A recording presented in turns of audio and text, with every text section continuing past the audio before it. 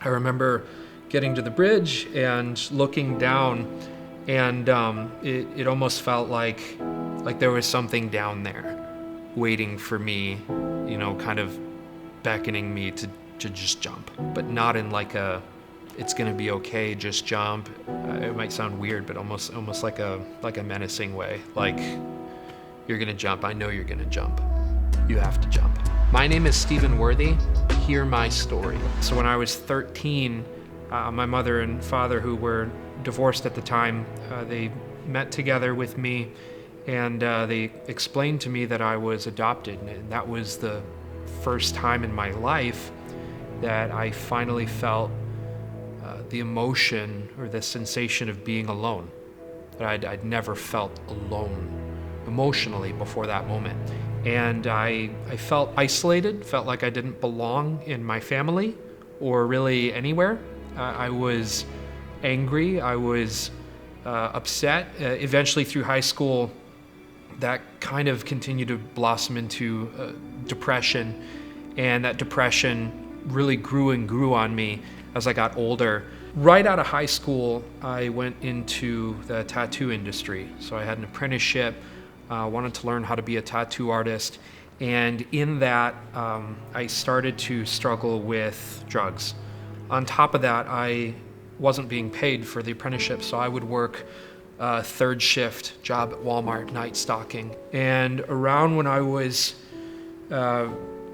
just starting to possibly transition out of that Walmart position, my mother, the one that raised me, that told me I was adopted, she suddenly passed away.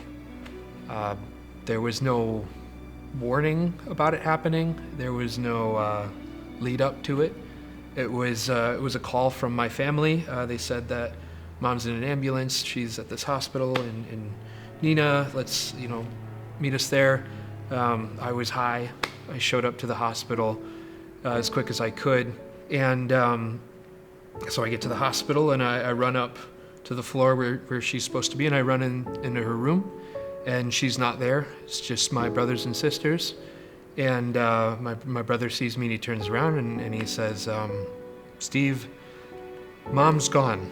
And I left the room and I was kind of pacing, thinking about it, and out of nowhere, it finally hit me what had just happened. And I remember losing the feeling in my legs, and I fell on the ground just flat, and I just started screaming at the top of my lungs.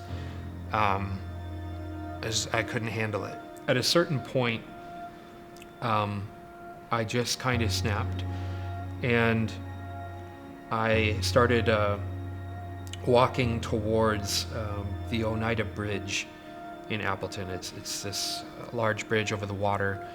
There's a part of it near the end where it's a massive drop, and there's concrete below.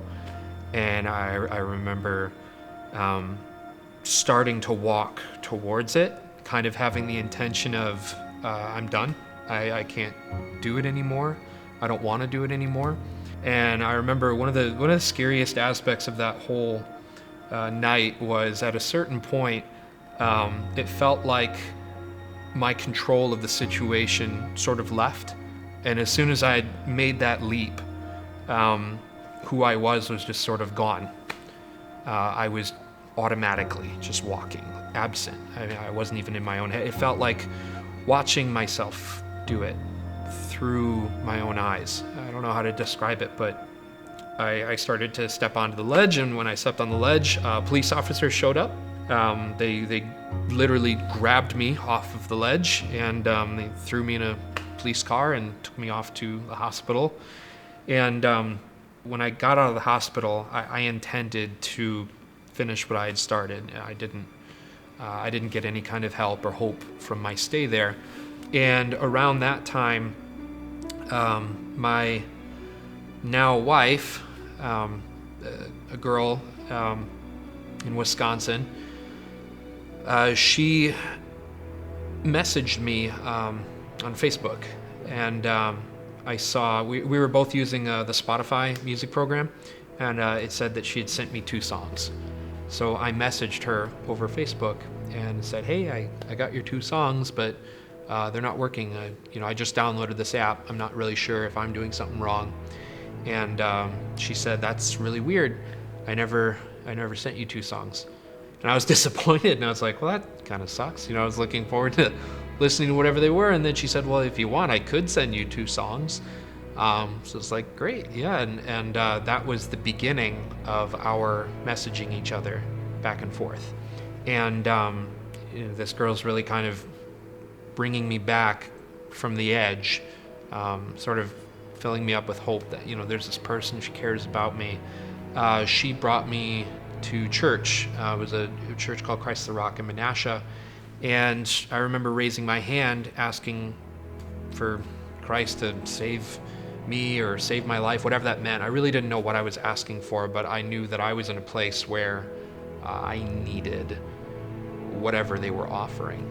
If you're like me, but honestly, I can't imagine that you wouldn't be like me in the sense that you want your life to be meaningful. Everybody wants their lives to be meaningful. But the problem is searching for what you think will make it meaningful, or searching for what's useful, is not the way to find that meaning. Meaning is objective. It's a real thing that's actually out there to be found and discovered. And so it can't be manufactured. It can't be made up. It has to be found. And you might disagree with me about my worldview. You might think that something like Christianity is impossible or false. But do you know that for sure? I mean, have you read the Bhagavad Gita or the Quran or the Upanishads? Have you studied Nietzsche? I'm not saying that you need to go become a philosopher or join the ivory tower, but if you haven't looked into anything like this, if you haven't even prayed to a God that might be there, that might love you, you might be missing out on everything. So my encouragement to you would be to really start searching, to really find that meaning, that objective meaning, not the meaning that you make up for yourself, not the meaning that's fabricated, but the true, honest, underlying meaning of everything.